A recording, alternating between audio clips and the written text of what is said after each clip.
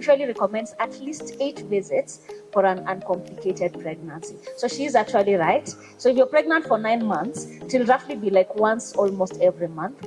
The reason it's 8 is because in the first trimester, you may not, unless you're really vomiting a lot, you may not go. Most of people come in at 6 weeks, 8 weeks, or earlier, depending on it's a case-to-case basis. But for an uncomplicated pregnancy, at least within the first trimester, we need at least 2 visits. At least one early on to just confirm, is everything okay?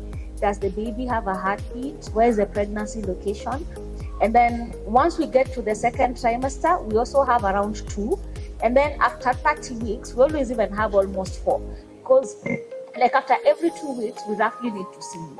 And the reason is because the more advanced the pregnancy, sometimes that's when we get the diabetes, that's when we get the hypertension, that's when we get the babies are not playing or something is happening.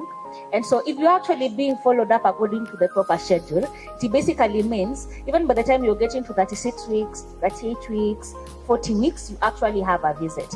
Because that is when the birth plan usually happens. And that is when, in case you're having an issue, with the issue we are talking about, that is postdatism, when a pregnancy goes beyond the dates, okay? We usually work with 40 weeks, for full term. Your expected delivery date will be scheduled at the end of your 40th week, okay?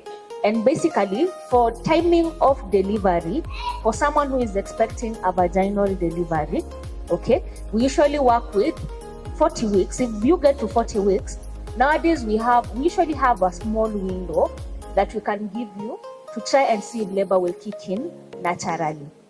And that window should not exceed 10 days. Different hospitals they use different SOPs. So that is standards of practice. So they may get anytime between 40, a maximum of 10 days.